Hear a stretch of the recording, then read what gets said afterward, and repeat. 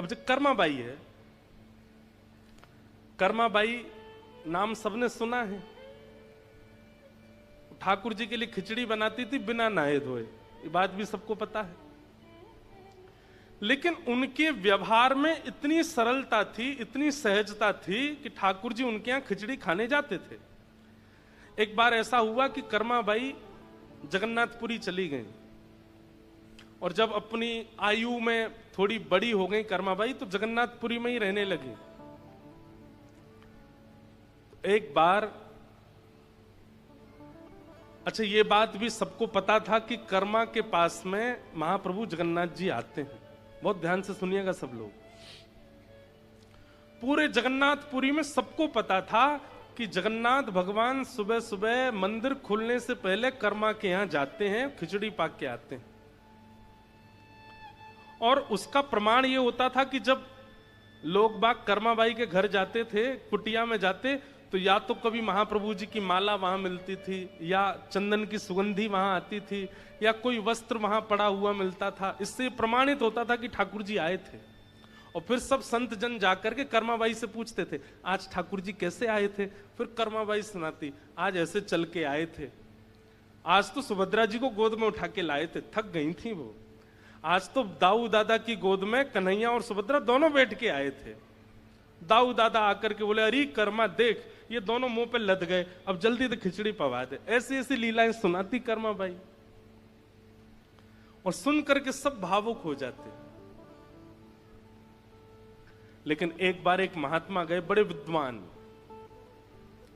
वो महात्मा, अब जो ज्यादा कई बार ज्ञानी हो जाते हैं ना, बुरा नहीं मानिएगा, ज्ञान होना एक बात होता है, और ज्ञान का आवरण होना एक अलग बात होता है। एक होता है धनवान हैं, और एक है धनवान है नहीं पर दिखा रहे हैं कि हम बहुत धनवान हैं।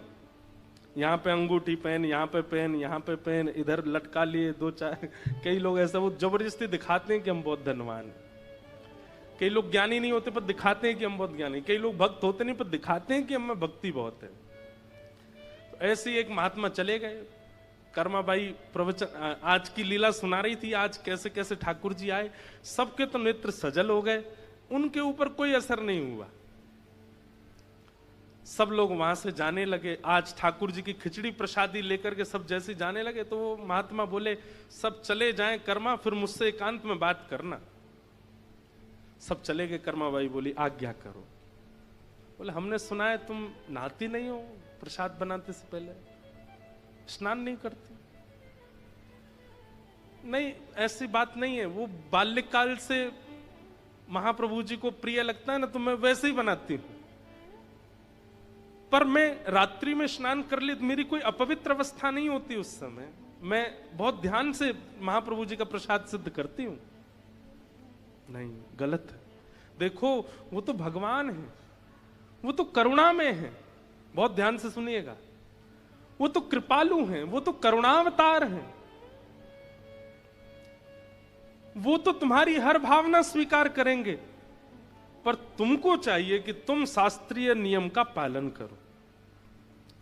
वो तो परमात्मा है, वो कुछ नहीं बोलेंगे। लेकिन इन सब का तुमको एक बात और बता दूं। बोले, क्या? ये सब तुम्हारे पूर्व जन्म में किए गए पुण्य हैं, जिनके फल से जगन्नाथ जी तुम्हारे यहां प्रसाद पाने आते हैं। जिस दिन तुम्हारा पूर्व जन्म का पुण्य नष्ट हो जाएगा, हाथ पे हाथ धरी बैठी रह जाओगी, महाप्रभु जी नहीं आएंगे तुम्हारे पास। कर्माबाई इतनी घबरा गई, नहीं नहीं भगवान, आप आज्ञा करें, मुझे किस नियम का पालन करना है, कैसे करना है, आप जो बताएंगे मैं वैसे करूंगी। महात्मा ने लंबा चौड़ा नियम बता दिए। सुबह उठा करो, उठने के बाद फिर शुद्ध जल में स्नान करो, उसके बाद फिर यहाँ महोदधि समुद्र है, समुद्र में स्नान करो, समुद्र से आने के बाद पूरा शरीर नमकीन हो जाएगा, तो एक बार फिर शुद्ध जल से स्नान, 3 बार तो स्नान करो। और स्नान करने के बाद गोपी चंदन घिसो, गोपी चंदन घिस करके ठाकुर जी को अर्पित करो, फिर अपने शीश पर लगाओ। फिर जिस चूल्हे में ठाकुर जी का भोजन बनता है, उस चूल्हे में बढ़िया पूजन करो, उस पर पुष्प अर्पण करो, अन्नपूर्णा मैया को प्रणाम करो, फिर अग्निदेव का आवाहन करके अग्नि प्रज्वलित करो, जो कढ़ाई है उस कढ़ाई पर चंदन लेपन करो चारों ओर, और उसके बाद उसमें जो अन्न पधराओ उस समय सुंदर वैदिक मंत्रों का उच्चारण करो, फिर उसमें नमक डालते समय रामरस भगवान को प्रणाम करो। फिर इनको इतना नियम बता दिया कर्माबाई को, तब खिचड़ी बना के पवाना ठाकुर जी को। कर्माबाई बोली जो आज्ञा मैं करूंगी ऐसा ही करूंगी। दूसरे दिन कर्माबाई उठी, पहले तो घर में स्नान किया। अच्छा, स्नान का भी नियम है, ब्रह्म मुहूर्त से पहले देव नदियों में और या फिर समुद्र में स्नान करना निषेध है। ब्रह्म मुहूर्त से पहले यानी कि सुबह के 3:45 से पहले स्नान नहीं करना चाहिए देव नदियों में या समुद्र में। 3:45, 3:30, 3:45 से ब्रह्म मुहूर्त प्रारंभ होता, तभी आप स्नान कर सकते हो, क्योंकि उससे पहले देवता स्नान करने आते हैं। उस समय यदि आप स्नान करने के लिए जाएंगे तो ऐसी शास्त्र आज्ञा है कि फिर देवता थोड़े, भाई उनका समय है, उनको स्नान करने दो, अब आप स्नान करोगे तो फिर वो नहीं करेंगे। तो कर्माबाई पहले प्रतीक्षा करती, सुबह ब्रह्म मुहूर्त होता, फिर महोदधि स्नान करती, घर आके शुद्ध जल से स्नान करती। आज चूल्हा का पूजन कर रही है, अग्नि पुष्प आदि सब छोड़ रही है, अन्नपूर्णा मैया का स्मरण कर रही है, पतीला धर के उस पर चंदन लगा। इतने में ही महाप्रभु जी आ गए। महाप्रभु जी आ गए, सुभद्रा जी आ गई, बलराम जी आ गए, आकर के तीनों बैठ गए और बैठ कर कह रहे हैं, मां लाओ जल्दी प्रसादी लाओ। कर्माबाई बोले रुक जा रुक जा रुक जा, अभी कढ़ाई का पूजन चल रहा है। ठाकुर जी बोले हैं ये क्या हो रहा है, कढ़ाई का पूजन? सुभद्रा जी बोली आज देख रहे हो कर्मा के केश कढ़े हुए हैं, बढ़िया जूड़ा बना है, आज नहा धो के बना रही है। बलराम जी बोले वो सब तो ठीक है, हमारी मंगला आरती का समय हो रहा है, और ये कर्माबाई अभी तक ये कढ़ाई को ही पूजन कर रही है। उसके बाद अब उसमें दाल भी डाले तो कोई मंत्र बोले, उसमें चावल डाले तो कोई मंत्र बोले, नमक डाले तो कोई मंत्र बोले, हल्दी आदि डाले तो भी मंत्र बोले। इसी बात के लिए ठाकुर जी बार बार बोले जल्दी कर मां, मां जल्दी कर, इसीलिए उनका नाम कर्मा पड़ा। जल्दी कर मां, मां जल्दी कर। लेकिन ब्रह्म मुहूर्त निकल गया, ठाकुर जी की मंगला आरती का समय हो गया, और ठाकुर जी खिचड़ी आधी अधूरी पाकर के दौड़े श्री मंदिर की ओर, क्यों पुजारी द्वार खोल रहे हैं। और उस दिन ठाकुर जी ने कर्माबाई के प्रसादी को पूर्ण ग्रहण नहीं किया। कर्माबाई मंदिर गई, प्रणाम करके आई, ठाकुर जी से बोली जय जय, आज आपने आरोगा नहीं। बोले देख हमारी एक बात सुन, एक तो तैने आज बहुत विलंब किया, तैने बहुत समय लगाया, और दूसरी बात बुरी लगेगी लेकिन वास्तव आज तेरी खिचड़ी में स्वाद ही नहीं था, आनंद ही नहीं आया, हमको स्वाद ही नहीं लगा बिल्कुल भी। कर्माबाई बोली मैं तो आपके वैदिक नियमों का पालन कर रही थी, स्नान करके, ध्यान करके, समुद्र में स्नान करके, पूजन करके, अन्नपूर्णा प्रणाम ये सब करके। बोले वो सब दुनिया करे, तू मत कर, तू जैसे करती वैसे ही कर, अगर वैसे नहीं करेगी तो हम कल से नहीं आएंगे पाने के लिए, तेरे लिए वो नियम नहीं है। तुम तो कर्मा जैसे करती हो वैसे ही करो, उसमें कोई परिवर्तन करने की आवश्यकता नहीं। कई बार सेवा पद्धतियों को देख करके कई नियम और भाव का बात कह दी जाती, पर एक बात स्पष्ट मानिए, जो बुद्धि से, स्वभाव से, व्यवहार से बहुत सहजता में आ चुके हैं, चतुराई ने जिनको छुआ तक नहीं है, यदि वो इस प्रकार से सेवा भाव रखते हैं तो उसमें दोष नहीं है। आप चतुर हो, आपके अंदर चतुराई भी है, आप दुनिया से कमाना जानते हो, दुनिया से छल करना जानते हो, अपनी व्यवस्थाएं करना जानते हो, चतुर बुद्धि में कुछ ना कुछ घूमता रहता है, आपके लिए वैदिक नियम ही करने पड़ेंगे, उसके बिना ठाकुर जी की प्राप्ति नहीं होगी। जो सहज हैं, एक बात कह दूं, जो भोंदू हैं, जो बिल्कुल सरल हैं, उनके लिए तो वो जैसे करते हैं उसी से ठाकुर जी राजी होते हैं, उसी से ठाकुर जी प्रसन्न होते हैं। तो चाहे कर्माबाई हों, चाहे चेतन महाप्रभु हों, चाहे जिन जिन आचार्यों का और रसिकों का हम नाम बोल रहे हैं, ये सब हों, ये सब कौन है? ये धार्मिक नहीं है, ये परम धार्मिक है, परम धर्म। और ये भागवत जी ही सिखाती हैं परम धर्म। तो हमारे अंदर परम धर्म किस रूप में आया है? हम ठाकुर जी की प्रेम लक्षणा भक्ति में ऐसा क्या कर रहे हैं जो सबसे अलग है, सबसे भिन्न है, सबसे विलग है? सबसे अलग करने की भावना से मत करिएगा, वो अपने आप होगा, अपने आप सहजता से मन में भाव आएगा, ऐसे नहीं ऐसे करूं, ये नहीं ये पधराऊं, ये भाव, ये भागवत जी प्रकट करती हैं और इसी को परम धर्म कहते हैं। तो भागवत जी का विषय क्या है? परम धर्म का उद्दीपन होना। परम धर्म का मतलब होता प्रेम लक्षणा धर्म का उद्दीपन, प्रेम लक्षणा भक्ति का उद्दीपन होना, ये भागवत का विषय है। दूसरी बात, भागवत का अधिकारी कौन है? तो कहते हैं निर्मत सराणाम सताम, मात्सर्य दोष से विमुक्त व्यक्ति ही कथा सुनने का अधिकारी है। आपको यदि कथा समझ में नहीं आ रही है तो इस बात का यह प्रमाण है कि कहीं ना कहीं मात्सर्य चित्त में है। मात्सर्य का मतलब क्या होता है? ईर्ष्या। ईर्ष्यालु व्यक्ति को सत्संग समझ नहीं आता। ईर्ष्यालु, और एक और बात, समझ में तो सबको आता है, पर समझी हुई वस्तु जीवन में लागू सबके नहीं होती है। समझ रहे हैं बात? आपने कथा में जो बात सुनी वो समझ तो आ गई, पर जीवन में लागू वो सबके नहीं हो पाती। वो उसी की होती है जिसके चित्त में मात्सर्य दोष नहीं होगा। और अगर कथा में सुनी हुई भाव गुरु के द्वारा की गई आज्ञा आपके चित्त में लागू नहीं हो रही है तो आप मात्सर्य दोष से युक्त हो, यह इस बात का प्रमाण है। आपके अंदर ईर्ष्या है। किसी की उपलब्धि देख करके, किसी की सुंदरता देख करके, किसी के गुण देख करके, सुन करके आप सह नहीं पाते। इसीलिए गुरु आज्ञा और भगवद आज्ञा आपके जीवन में आ नहीं पाती। तो यशोदा मैया ले गई राम जी को, कौशल्या मैया ले गई ठाकुर जी को। अब राम जी पहुंच गए कहां? गोलोक धाम, एक प्रकार से कहें तो वृंदावन। और वहां तो मधुमंगल, श्रीदामा, तनसुखा, मनसुखा, धनसुखा। अरे लाला, आज खेलन नहीं चलेगा हमारे संग? और यहां तो राम जी हैं, कन्हैया तो है नहीं। जी मित्रवर, आप सब आज्ञा करेंगे तो हम निश्चित आपके साथ चलेंगे। मनसुखा बोलो, जी कौन सी भाषा बोल लो लाला तू? ये शुद्ध हिंदी भाषा है। कौन सी भाषा लाला? ये कहां से सीखे आयो तू? मैया तेरो लाला बीमार है गो। मैया जी कहा बोल लो, हमें समझ में ही ना आया रही। और वहां साकेत पहुंच गए ठाकुर जी, और वहां राम जी के मित्र आए हैं सब। रघुकुल कमल दिवाकर दशरथ नंदन कौशल्या नंदन रामचंद्र भगवान को प्रणाम। ठाकुर जी बोले, मधुमंगल का बोल लो इतकुआ मेरे पास?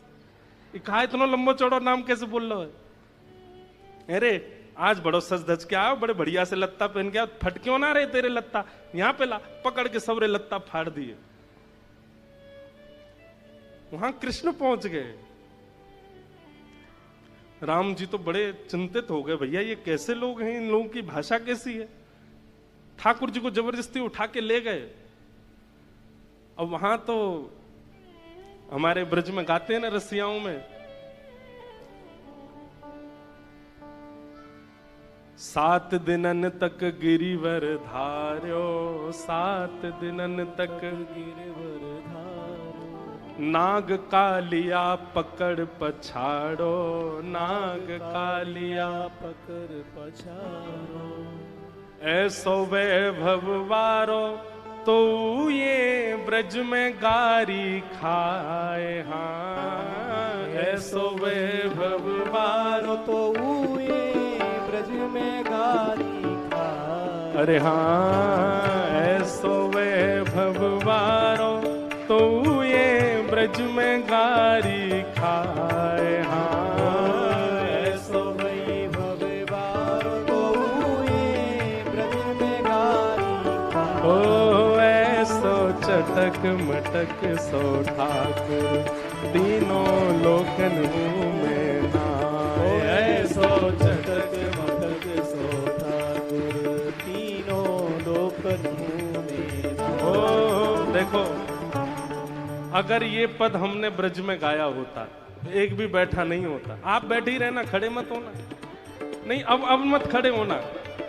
पर ये भूमि का अंतर है, ये वैराग्य की भूमि है। यहाँ सब वैरागी रहते हैं, यहाँ सब विरक्ति रहते हैं। लेकिन ब्रज में अगर एक पंक्ति इस पद की आ गई होती तो महाराज बस व्यास जी बैठे होते, बाकी सब नाच रहे होते।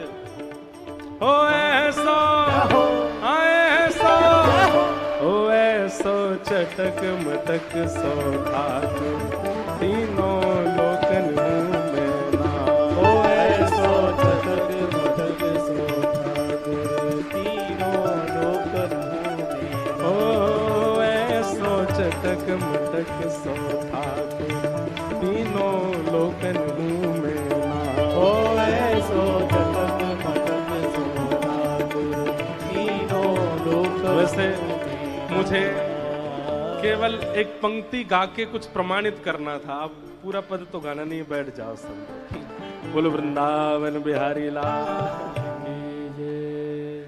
तो ये तो बड़े चंचल हैं। महाराज दशरथ जी ने बुलाया, राघव जल्दी आओ, भोजन का समय हो गया। गोद में बैठ करके प्रसाद पानी की आदत है ठाकुर जी की, लेकिन राम जी तो बगल में आसन पर बैठते हैं, छोटी चौकी पर छोटी थाली में भोजन आता है। बड़ी थाली में दशरथ जी पाते हैं, छोटी थाली में राम जी पाते हैं। ये तो बड़ी मर्यादा में रहते हैं, लेकिन हमारे ठाकुर जी तो गोद में चढ़ के पाते हैं। जाते ही कूद पड़े दशरथ जी की गोद में।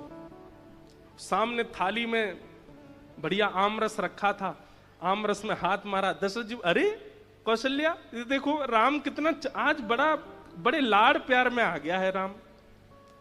कौशल्या जी बोली, पर ऐसे कभी पहले देखा तो नहीं राम को। लेकर के आमरस वो तो खाने लगे और आंख मुंह बनाने लगे। अरे मैया, ये तो बड़ो खट्टो सो आम है। कौशल्या मैया आश्चर्य कर रही है, ये कैसे बोल रहा है। अब कहां करूं, आम तो मुंह पे खबनाए रहे हो, ये आम रस तो मुंह पे ना खबरो। आम रस लेकर के दशरथ जी की दाढ़ी से लगा दियो। सीता जी सुन रही हैं ये सब लीला। कौन सुना रहे हैं? कोकिल साईं। देखो कैसे कैसे महापुरुष, उनको ये चिंता हो गई कि सीता जी का मन कैसे लगता होगा लंका में, तो मैं उन्हें लीला सुनाऊं, मैं उन्हें भाव सुनाऊं।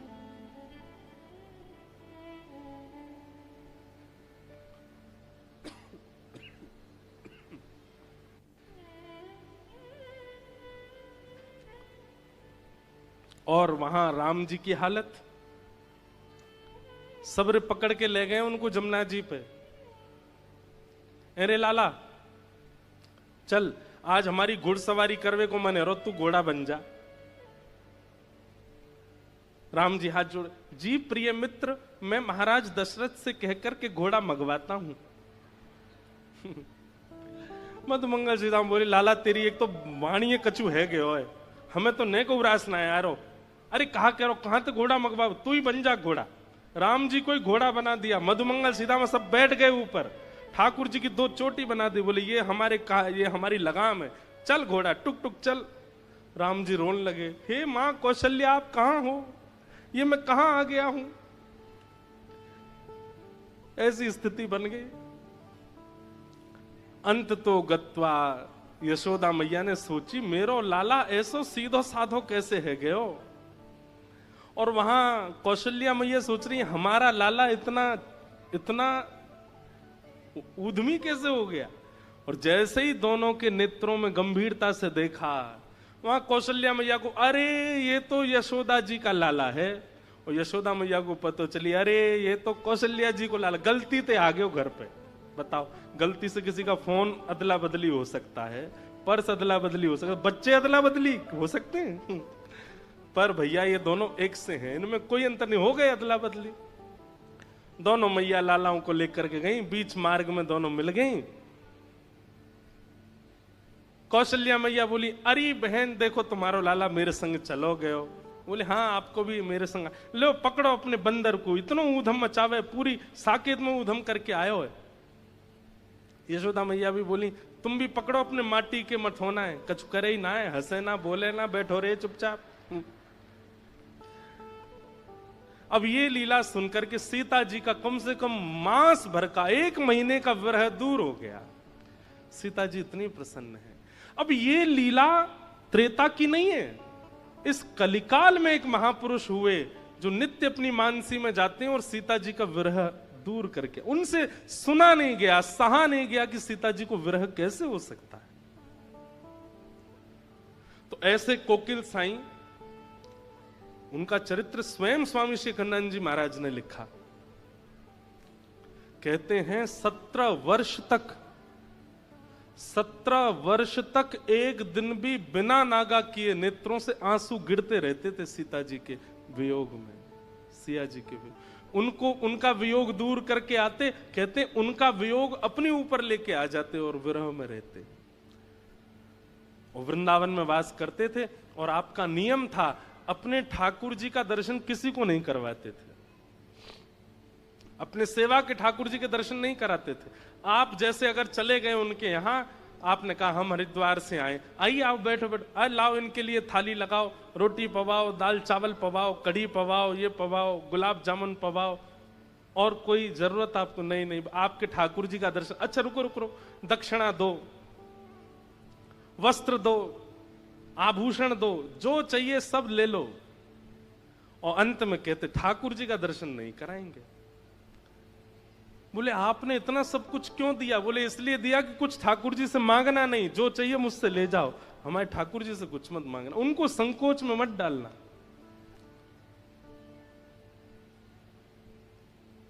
श्रीमद् भागवत ऐसे गुण का निर्माण करती है। हमारी सोच, हमारी विचार, हमारी स्थिति अगर भक्ति में उसमें परिवर्तन नहीं आता है तो कथा सुनने का कोई लाभ नहीं है। हम सुनते हैं कि श्री चैतन्य महाप्रभु गुंडीचा मार्जन कर रहे हैं, क्यों? क्योंकि उनके मन में भाव है कि महाप्रभु जी आ रहे हैं, रथ पर बैठ करके वृंदावन को सजाओ। हम सुनते हैं कि श्री कोकिल साईं अपने ठाकुर जी का दर्शन नहीं कराते, क्यों? कि कोई व्यक्ति दुनिया की याचना ना कर ले इनसे। हमारे चित्त में कौन सी भावना प्रकट होती है ठाकुर जी को लेकर? कुछ भी नहीं। और जब तक ये भावना प्रकट ना हो तब तक समझिए कि आपने कथा सुनी नहीं। कथा चित्त को एक अभूतपूर्व बना देती है, आपकी विचारधाराओं को, आपकी चित्त वृत्ति को ऐसा बना देती है कि आप कुछ अलग सोचने लगते हैं, आपकी विचारधाराएं कुछ विलग हो जाती हैं।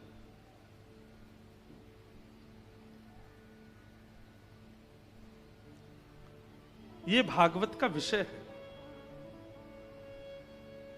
धर्म प्रोचित कई तवोत्र परमो, धर्म नहीं अब परम धर्म की राह पर आप चलने लग गए हो।